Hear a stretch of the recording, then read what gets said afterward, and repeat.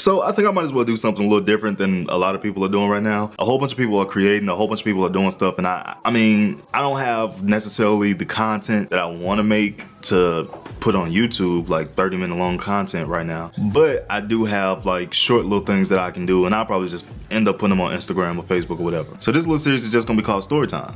Storytime.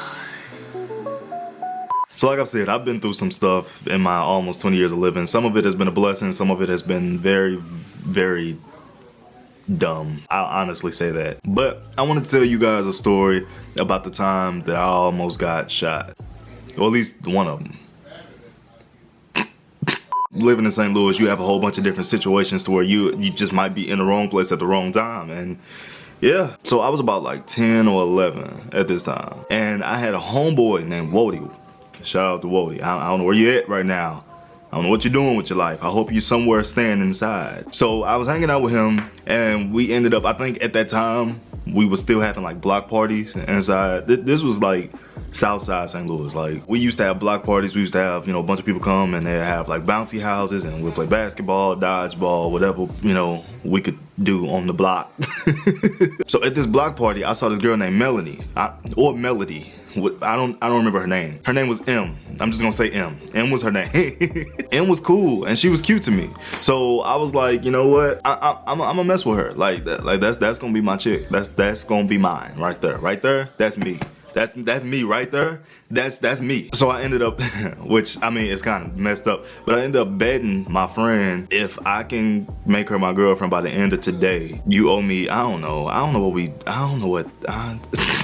It was stupid. We ain't had no money on the line. I just said I bet. I think a lot of kids did that in the hood.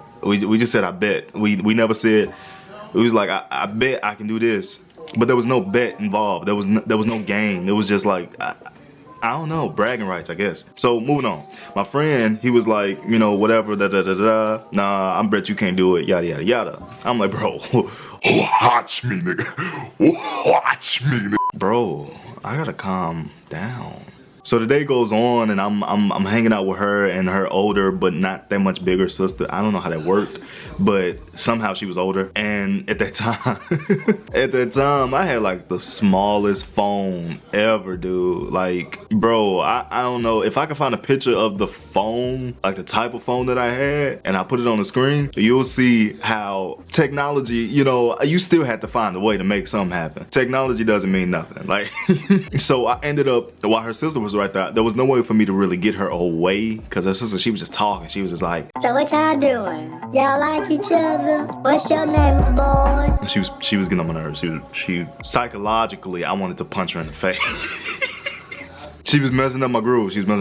So what I did was I basically took the little phone or whatever, I tapped the buttons a whole bunch of times, because that's what you pretty much had to do on the phone to get. If you don't know about, I'm not even gonna talk about that. I basically text in like the little text messages or whatever, and I was like, hey, I like you, yada yada yada. I passed her the phone. When I passed her the phone, she looked at it, she smiled, whatever. This is just, I mean, this is a good way to have a private conversation. I've had plenty of relationships, not trying to tell on nobody, but I've had plenty of relationships where if we're inside the same car as somebody that we're talking about, or we're trying to just pass a little message between each other that's funny or whatever, like, so usually, like, if I text on my phone, wait, I shouldn't be telling y'all because some of y'all, if I'm with some of y'all and I'm in a relationship, if I text on my phone and I pass my girlfriend the phone, y'all gonna peep it. Y'all gonna be like, he talking shit about me.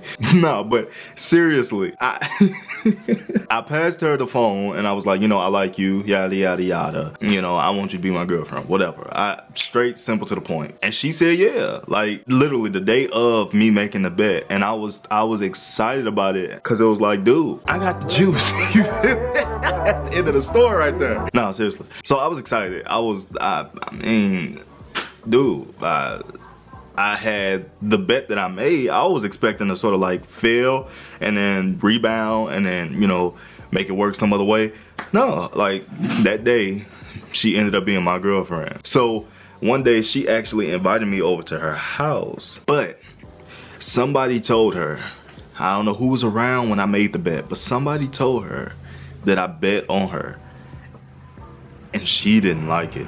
She did not like that at all. Now, I don't know what type of family member she had. I don't know how serious things got when it came to that, but it is a thin line between love and hate. So she ended up inviting me to her house or whatever. She wanted me to come, she just said she wanted me to come over. Once again, we didn't really text for real back then. Like, we did, but it wasn't like that. So it was more like a, you know, I'll see you tomorrow type of situation. Come to my house at this time, yada yada yada. So I end up coming to her house or whatever. I'm outside basically. I'm knocking on the door, and as I'm knocking on the door, I see this guy. It was like a little field by her house, or like right across from it. It was like a little open spot where there wasn't no house. If you've been to the south side, you know what I'm talking about. But a dude basically came from that little cut or whatever. I didn't think too much of it because there was always somebody walking. It was always people like, I mean, COVID-19 wasn't around back then, so it was people could walk around and do what they wanted to do. So when he basically came through the cut, you know, I looked and then I looked back. I was like, all right, he just a dude walking, whatever. Out of nowhere, I promise you, out of nowhere, he just